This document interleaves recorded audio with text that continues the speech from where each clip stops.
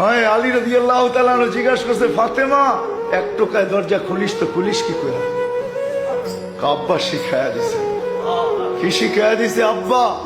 আলী সারাদিন পরিশ্রম করে আসবে, ফাতেমা দরজা যেন 2 টোকা দিতে না হয়। এই জন্য তুমি আসার আগে দরজায় পিঠ লাগায় দাঁড়ায় যাই, টোকাটা দরজায় না পড়ে যেন আমার পিঠে পড়ে। এটার নাম সুখ।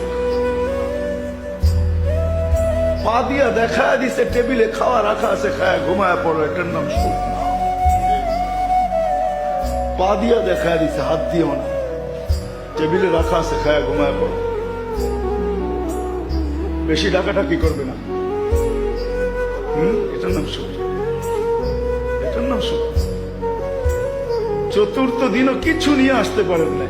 এটা এক ঘরের না, প্রত্যেক ঘরের চিত্রই এরকম ছিল। মাসের পর মাস চুলা জ্বলে নাই।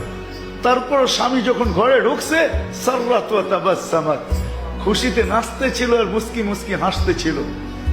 আলী রাদিয়াল্লাহু তাআলা আনহু ফাতেমা রাদিয়াল্লাহু তাআলা আনহা কাঁধে হাত রেখে বলছে, রহিমাল্লাহু ইমরাতান। ফাতেমা 4 দিনের ক্ষুধার তো চুলা জ্বলে নাই, ঘরে খেজুরের বিচিও নাই, পানি ব্যতীত কিচ্ছু নাই।